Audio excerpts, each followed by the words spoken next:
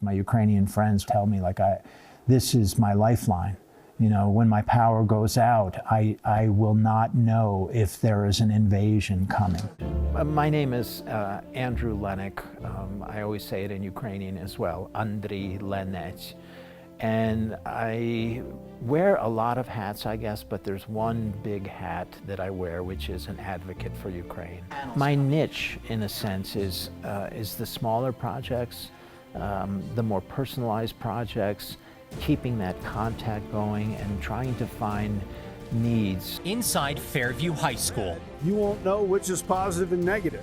Rich Stromberg's class is in session. Just cut the red first. But this is not Engineering 101. Clip it there. Instead, students of all ages learning how to give used solar panels a second life. Rich, a lecturer at Western Colorado University, has, for the last few years, teamed up with students to refurbish solar panels for the greater good. He's program director of a nonprofit called Equitable Solar Solutions. There's an instructor, a lecturer, and a couple of his students, and they were studying solar energy, and solar panels have a guarantee and a shelf life, or rather a useful life of about 20 years, let's say. And so when they were being replaced, when they were down to, 80, 70, 60% of the output that they originally had, and they really couldn't handle the load of a house, they were replaced and they were destined for the landfill. And my friend and colleague and a few of the students said, well, wait a minute, what can we still utilize these for? And came up with this idea of converting them to be USB chargers, standalone USB chargers. The smallest ones can charge up 2 phones at the same time, and the larger ones can do up to 4. Rich knows the technology, and Andrew is problem-solving logistics to get panels to Rotarians in Ukraine for local distribution. We need to get this done as quickly as possible. Showing off solar panel USB chargers. Soon, 9 of these will be en route to Ukraine from Colorado. If they ship by air, hopefully they could be there possibly by the end of the week. I think it'll be much appreciated in Ukraine. I think it'll come in very, very useful, both for civilian and military use. When we first started this project, we were using solar panels that were destined for the waste stream. And what we're doing here today is one of the projects that we started, converting solar panels into standalone USB chargers. Here we just use like portable little like car chargers, something like that, so that there's a convenient USB hookup. We've been sending panels for about a year now. We've sent over 100 panels. Today we're doing new panels. They're a little bit smaller. They're 50-watt panels. Each one includes handwritten messages and art, a powerful message from thousands of miles away.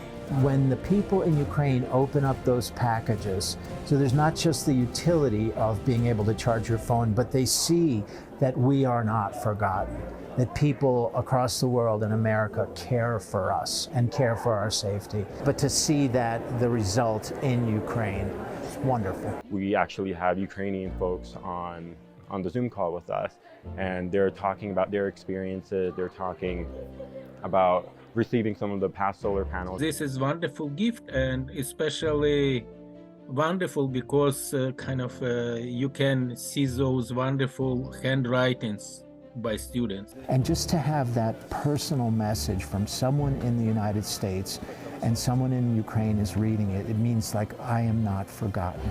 It means so much. And sometimes we had electricity for 1 or 2 hours. It looks like very small things what you are doing, but it's a big thing because like it's from people to people. A chance to hear directly from kids in Ukraine. They are sacrificing so much just being in the war, and it's hard enough for kids to learn in a war zone. So when they hear from students, from all these wonderful people that came today to decorate the panels, that they have not been forgotten, it helps them to endure. And they are committed to victory in Ukraine. And some of the efforts that we have here is to just send a message both to our local community to show that there are still people who are supporting Ukraine. I like to do sunflowers with the yellow and the blue of Ukraine, and different kinds of flowers, like messages in Ukrainian and in English, saying that we support them. It makes me feel lucky for sure that I don't have to live with that, and I also hope that what we're doing helps them and improves their life. I'm proud that my daughter, she got up early. She's here because she wants to be, because this is, you know, I'm proud of her for doing some action of her own choice. We need to not give up the support. You know, we chose a side. We chose to support democracy. We chose to support the Ukrainian people. We can't just put a half effort and then just assume everything else is going to be fine.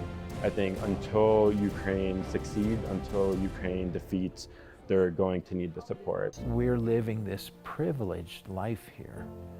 You know, I mean, yes, there's poverty, but for most of us, we have food in our refrigerator. We don't go to bed hungry. We have a roof over our heads. We have electricity. And so from that perspective and how privileged we are, that should awaken within us the humanitarianism that should exist in every person. So thank you very much.